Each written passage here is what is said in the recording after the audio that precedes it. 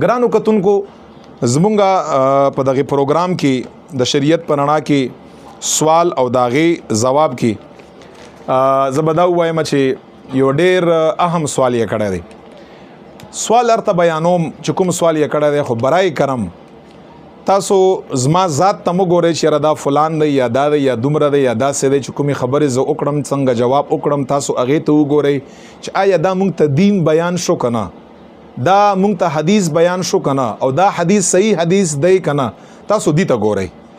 نو مانه یو اهم سوال شوی په دغه پروګرام کې، او سوال دا شوی دی چې مفتی سے محترمه صفا خبره به کوي، کلیر خبره به کوي، آیا میلاد مناول، میلاد النبی صلی الله علیه وسلم مناول دا جایز دی او که جایز نه دی؟ څنګه چې په 12 کې بریلیان صاحبان حضرات میلاد النبی مناوي، دیوبندیان صاحبان یې مناوي خو په سیرت النبی صلی الله علیه وسلم باندې، او بریلیان صاحبان په میلاد النبی صلی الله علیه وسلم باندې مناوي، او اهل حدیث وابیان هغه ته حرام او ناجایز او بدعت وایي. نو شریعت څه حکم دی؟ ناظرین او کتونکو الله حاضر او ناظر دی چې زب هغه خبره کوم چې کومه ثابتي، او زما خپل طبیعت عمدہ دی او په دې باندې مکمل په زمونږ پیج کې په یوټیوب کې په دې باندې اتیر کال مکمل ما بیانم کړی دی. خو زه مختصر جواب کوم. مختصر جواب یدا کوم چې میلاد النبی صلی الله علیه وسلم کدی نه پس تاسو مناووي کنه مناووي دا تاسو کار دی. خو دغه خبره جواب د حدیث پر انا کې کوم، او دا حدیث یعنی په ډیر تعداد باندې دا حدیث کتابونو بیان کړی دی. لګا په مجمع الزوائد کې شته، امام بیهقی په سنن کبرا کې دا حدیث ذکر کړی دی، ابن عساکر دا حدیث ذکر کړی دی، اور سره چې کوم د امام بیهقی طبرانی دا حدیث ذکر کړی دی ډیرو کتابونو کې. او زیارت په اول کې ارته یو خبره کوم، دا کوم حدیث چې زیارت بیانوم حدیث اول اعتراض بدا کیږي چې دغه حدیث سند ضعیف دی، یعنی دا حدیث ضعیف دی. اول کې دا خبر ارته کلیر کوم، صاحبانو په ذمہداري سره کوم دا حدیث تاسو سرچ کړئ، وی ګورئ، په علماو باندې معلوم کړئ، زما خبره باندې کې اعتماد نه کوئ. دا کوم حدیث چې زار توایم دغه حدیث 2 سندونه دي. یو سند عبد الله ابن محرر د هغه په ذریعہ باندې یو سند دی. دغه حدیث چې کوم سند دی د عبد الله ابن محرر په طریقه باندې، نو په دې سند کې یو راوی ضعیف شته، یو راوی، نو په دې سند باندې دا حدیث ضعیف دی. دغه حدیث په دویم سند باندې هیثم ابن جمیل رحمت الله تعالی علیه چې کوم دی دغه حدیث په دویم سند باندې نقل کړی دی. او چې کوم دا هیثم ابن جمیل والا سند دی دغه حدیث هغه په باره کې السلسله الصحیحیه د امام البانی چې کوم د غیر مقلد او د نور خلکو یو لوی محدث کبیر ورته وایي، امام البانی دغه حدیث سند ته د هیثم ابن جمیل په طرق او داغه په سند باندې ورته بالکل صحیح ویلی دی،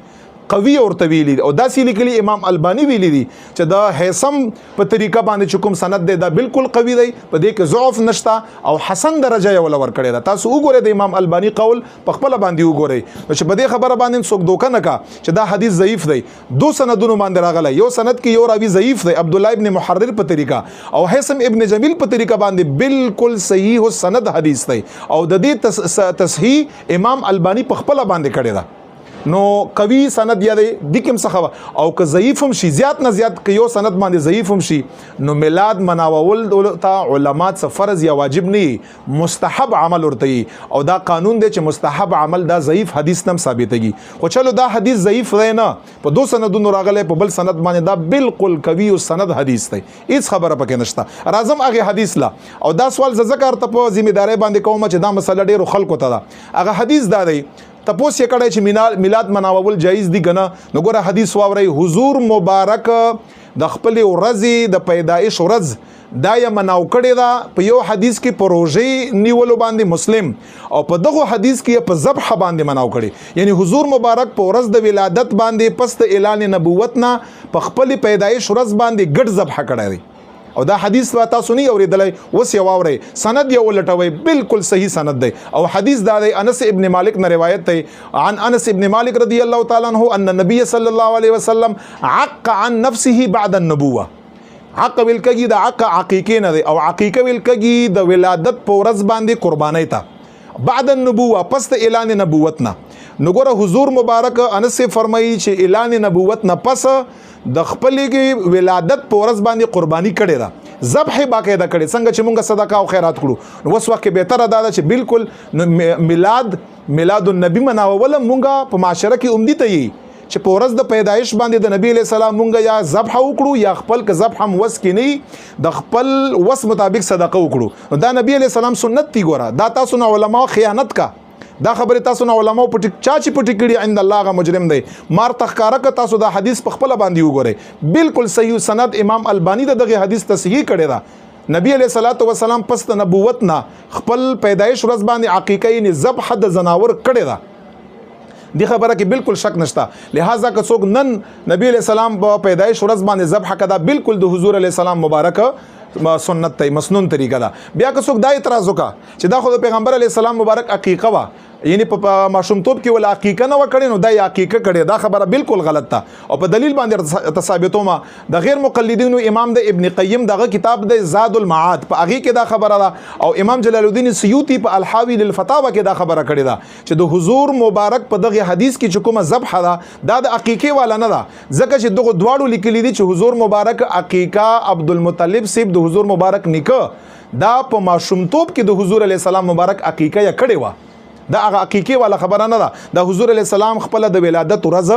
مناو کړی دا نو ګوره دوه قسمه مناو ده پروژه باندې مناو ده ابو قتاده نه روایت مسلم حدیث دی نبی علیہ السلام مبارک نه چاته پوسو کې پیر پورز باندې پروژه ولې نسیا رسول الله حضور علیہ السلام ورته فرمای فيه ولدت وفيه انزل علی په دغه ورځ کې ز پیدایم په دغه ورځ باندې ما باندې د قران کریم اوله وحی نازل شوی ده روزه په صورت کې نبی علیہ السلام دغه ورځ منزل ده ذبح په صورت کې ما حدیث ارتوی عق النبي صلی الله علیه وسلم عن نفسه بعد النبوه پیغمبر علیہ السلام پس اعلان نبوت نه په دغه ورځ باندې خپل طرف نه د پیدایش په ورځ باندې ذبح کړی ده لہذا استاخو خدا روزه په طریقه باندې مناوي کړه بالکل جایز ده بهتر ده او که وسته د ذبح په صورت کې د خوراک په صورت کې مناوي بالکل ذبح وکړه که ذبح نه خپل وس مطابق صدقه وکړه خوشاله اظهار وکړه لہذا په دې باندې جګړه مکړه خدای ته وګوره دا صرف د بریلیانو صاحبانو کار نه دی په کار چې ټول امت یې مناو کا په دې ورځ باندې امام الانبیاء پیدا دی د هغه ورځ باندې شکریا ادا کول په کار دی د الله تعالی خوشحالي په کار د هغه ورځ باندې چې په ټولو نعمتونو کې هغه لوی نعمت الله تعالی مونږ تاسو لرا کړی دی لہذا میلاد ورځ مناول د روزه په شکل کې یا د ذبح او صدقې په شکل کې دواړه حدیث نه بالکل ثابت دي او چې څوک دیتا